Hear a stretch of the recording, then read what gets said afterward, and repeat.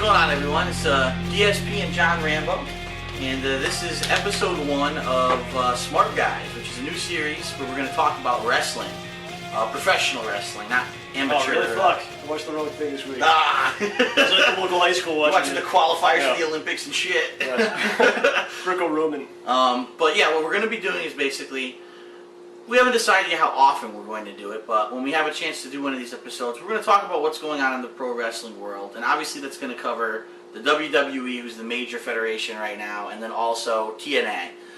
There are some other things going on, but most of them are televised, so it would be really hard to talk about that, especially with people who maybe not have access to it. So I think most of the stuff that's not on TV is better than the stuff that is on TV. Which is absolutely true, but that's what happens when you get so big and bloated. That's, you know, and you have the money to do what you want, then, you know, the product has to be... Corporate masters must be served. Exactly. So what we're going to do, we want to kind of recap all the things that have happened in wrestling for the past week. Simply because this is the first show, we missed a bunch of stuff. And just so you know, we're not going to talk about SmackDown this week because SmackDown hasn't happened yet. We're actually recording this a little bit before it actually happens. So whenever we have another episode, that'll be when we talk about, you know, the results of tonight's SmackDown. But tonight is actually the 8th of October. So look at the SmackDown spoilers and then talk about that. I guess that's it is filmed before, but it is filmed. It's not really fair for them, I guess. Right, because you can't see it yet. Yeah. So starting off, I mean, what we want to start with would be SmackDown last week, because this weekend that just passed was actually a WWE pay-per-view, Hell in a Cell, and there was a lot of lead-up last week going on into this pay-per-view, especially on SmackDown. The number one thing going on SmackDown right now is that Kane had this storyline a couple months ago where The Undertaker had somehow been taken out and put in a vegetative state for something like 3 months, and Kane was going apeshit on SmackDown trying to figure out who it was, and he was persecuting people, and first he thought it was like, who was it?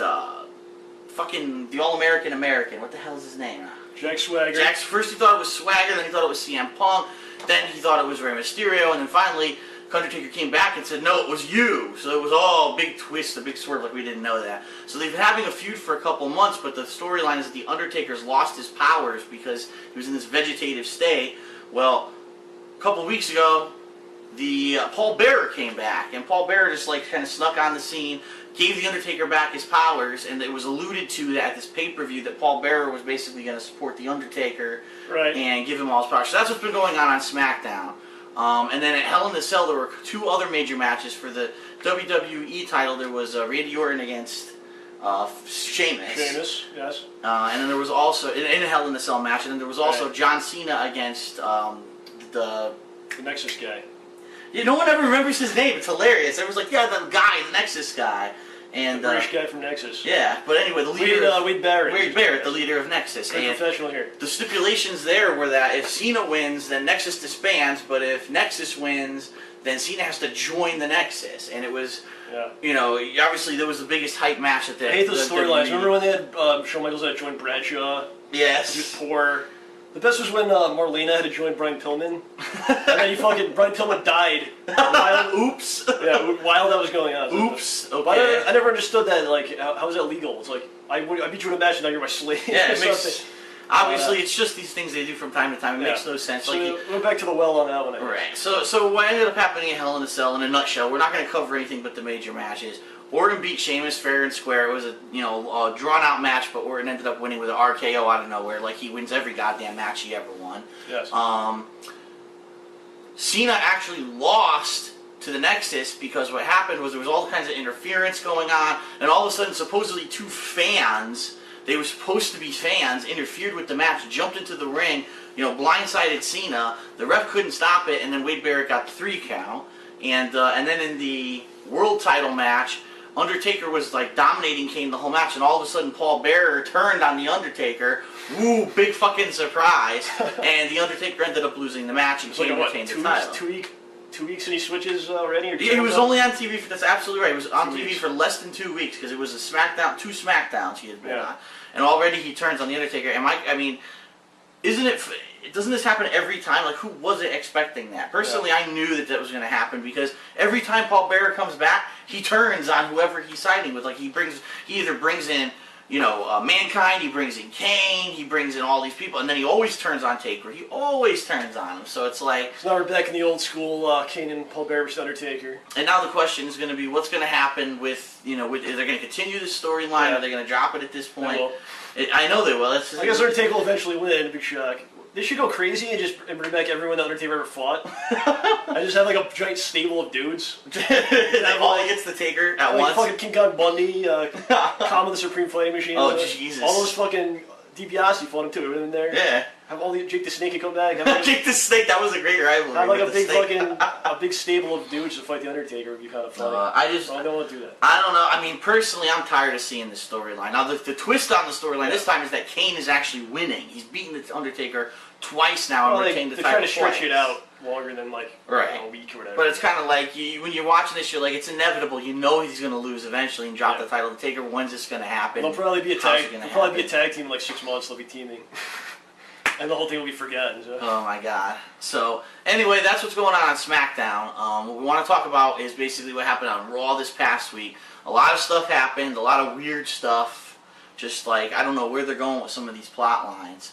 But first thing I want to mention is that before we even talk about Raw, I actually watch another show on Mondays nights called Chuck, which is a comedy. And actually, when I was watching it, Stacy Keibler had a cameo appearance as one of the people who works in the Nerd Herd, which is supposed to be like the Geek Squad at Best Buy on this show, and I'm wondering if she's going to have like a regular role on this show now, or if it was just like a one-time thing. She's probably making more money, and she doesn't have to make out with Vince. So it's better. Right. It's funny because we haven't seen anything from Stacy Keibler in something like 6 years. She was on Dancing with the Stars. That 1 year, right? Yeah, but it wasn't that like 4 years ago or something. That. She's been gone for probably 3-4 years, and she hasn't really done much. Right. So she's just coming back out of nowhere.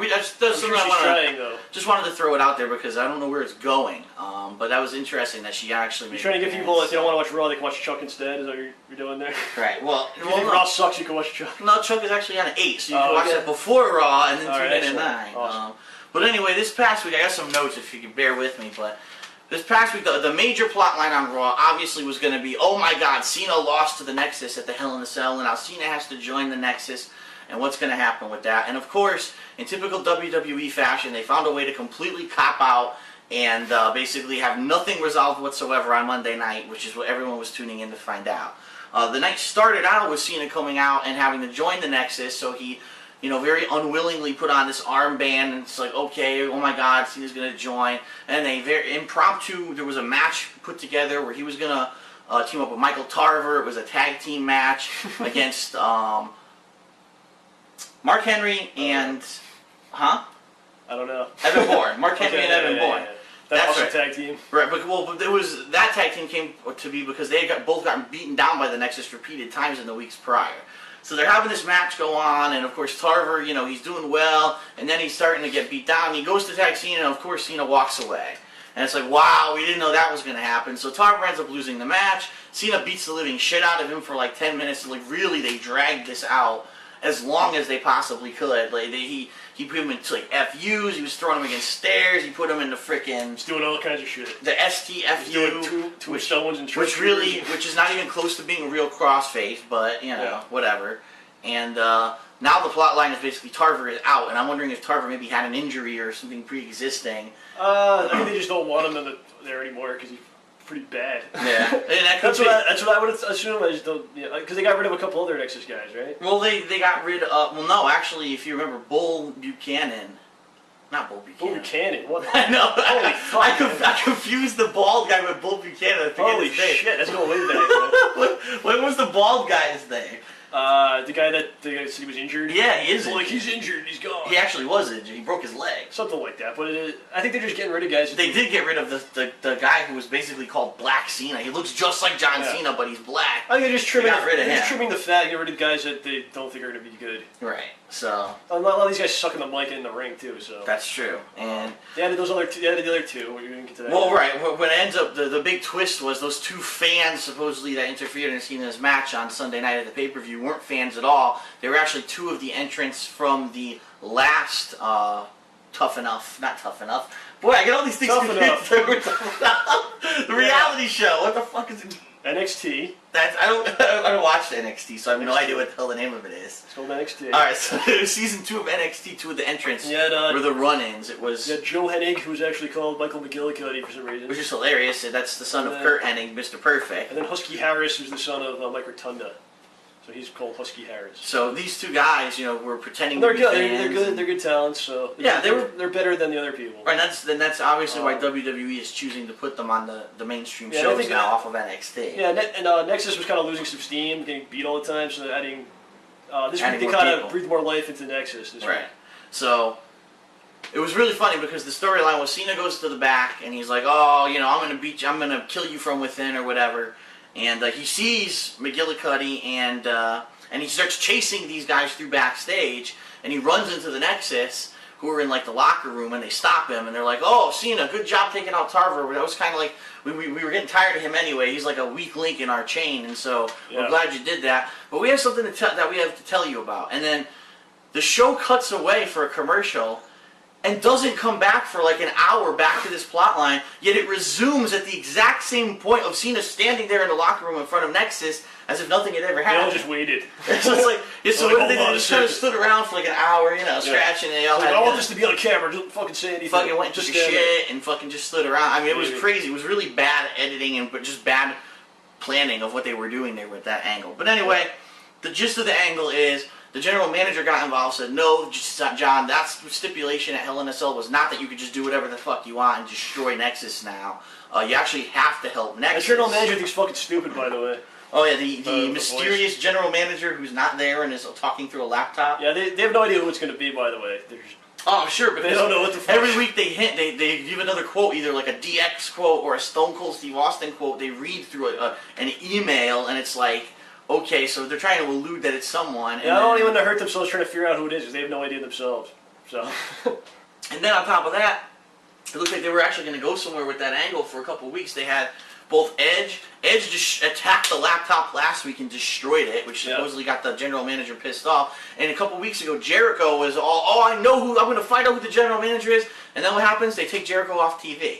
Well, he's going to be gone for a while. He's taking a little, one of his hiatuses. Right. And that was because on TV, of course, Randy Orton punted him, and that was the reason why he's off TV. But that's not really what happened. Yeah, I'll be back probably a couple months. But it's just funny that they do all these plot lines with the general manager. They don't go anywhere.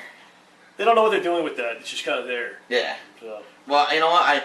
I guess I would say that's better than those stupid celebrity general managers that they were having for about a half a year there. But really, the only one that ever went anywhere was Bob Barker. That was hilarious when he was doing his stuff with Jericho. Well, that's why I pretty much stopped watching, like, heavily. Yeah.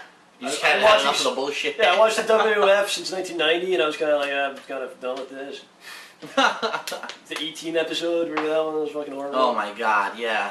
When they had the new 18 movie and everything. Florence Henderson was on there. Oh my god. Like, it was just like, what are they doing? If you don't want a general manager, don't have one. You don't have to pretend like there's fucking people doing it. Well, I think it's going to be like publicity and stuff, but it's just stupid. So, and speaking of that, they did have a guest on the show on Raw this week. It was Johnny Knoxville, because the new Jackass 3D movie is coming out. That was dumb. And it was completely stupid. Absolutely went nowhere. Ted DiBiase came out.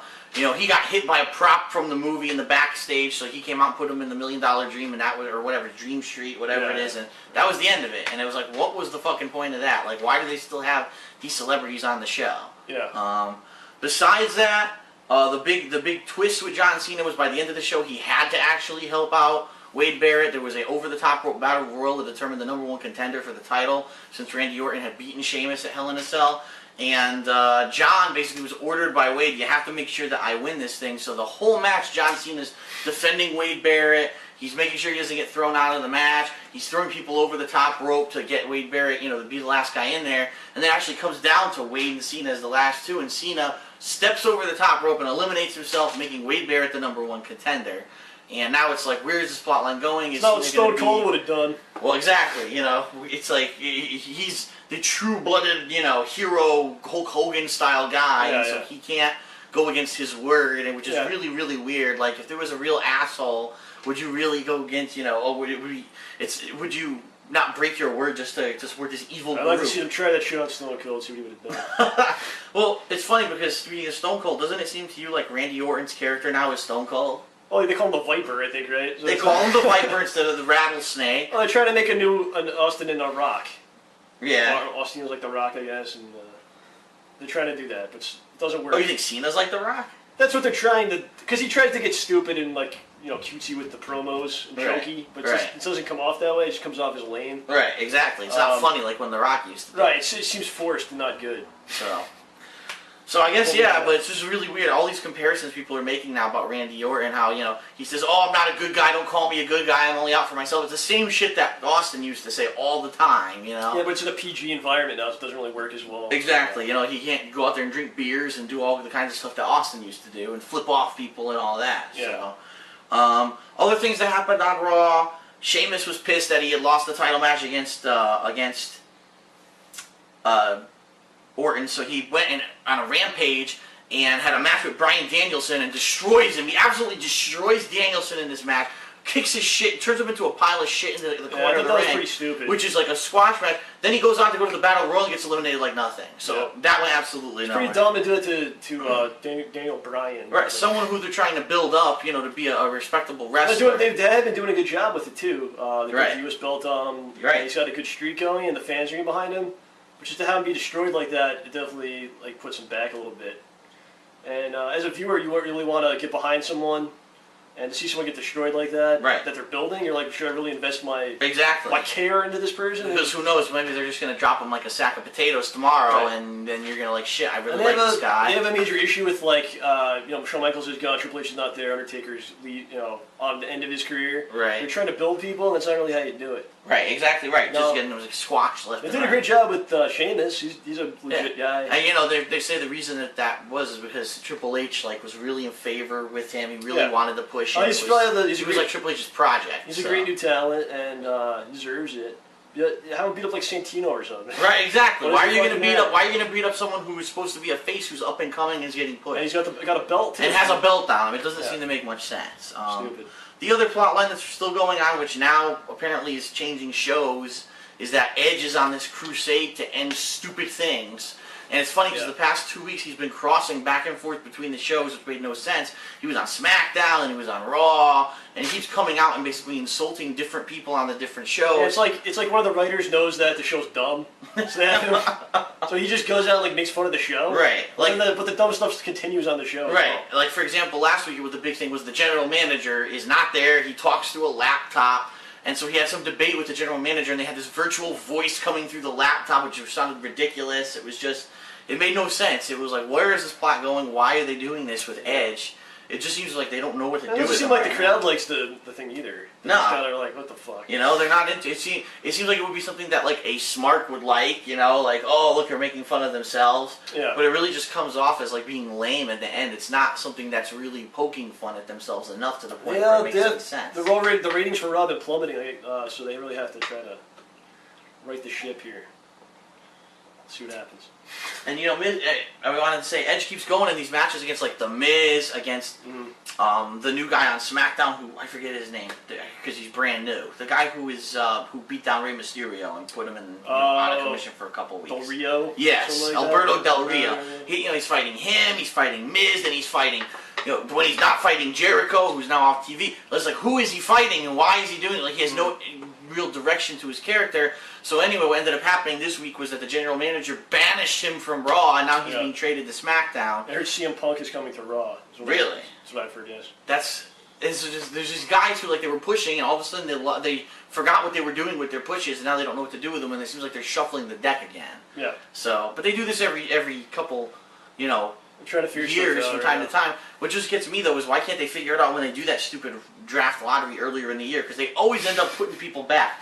Every year, it never fails. They put too many people on one show, and then they pull half of them back to the other show. I think now for stupid reasons. I think now they're trying with SmackDown because it's on Sci-Fi. Because it started over. That's right. That's a good point. Is SmackDown just moved from their By the way, side point, Michael Cole is horrible.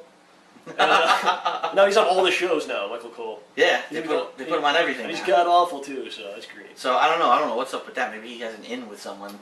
They think he's doing a good job, I guess. I don't know. Everyone just hates him. The only other thing that happened on Raw, which was really weird, was this new Goldust angle with Ted DiBiase and Maurice, his girlfriend, where they thought that he was infatuated with them for weeks because he kept sending them love letters, and there was the mystery lover, who is it, He's getting these letters. It ends up he wants the $1 million title, and he surprised everyone by coming to the ring this week, and he starts humping the title and licking the title in the middle of the ring.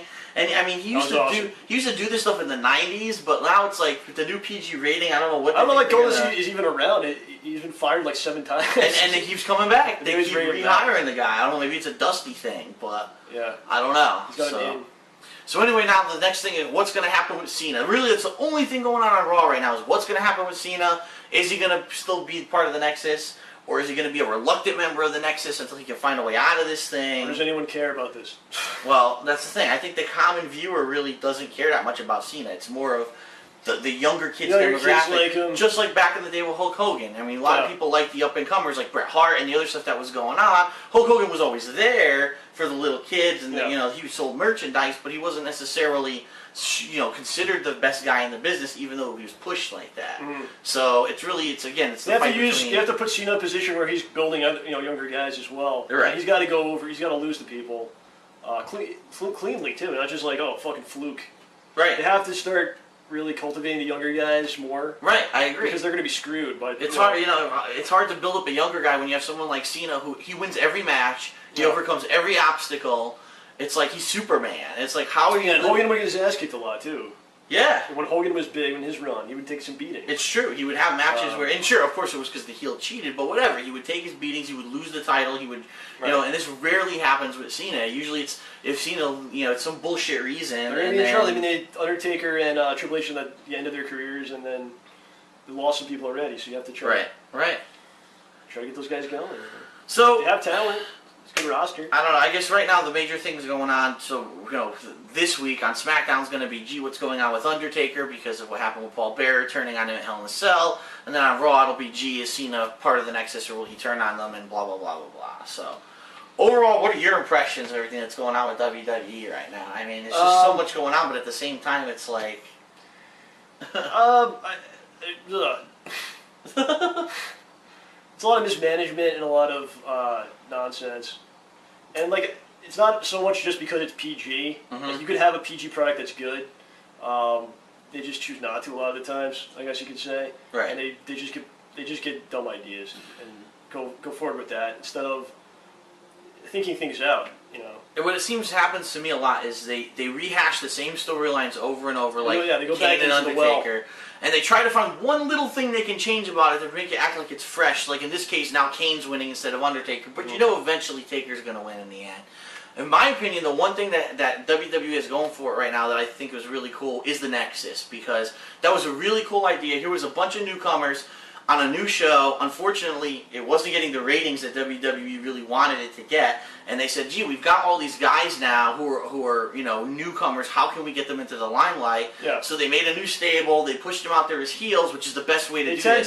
They take a step forward, but then they take a step backwards, like Daniel Bryan, things like that. Right, They kind of understand what they're supposed to do. Right. But then they're just like, let's fuck it up. Right. It's like they get good ideas, but they don't know which ones are good ones, and then when they are good, they don't know what to do with it. They're like, shit, now what do we do? Because even the the Nexus group, they didn't really.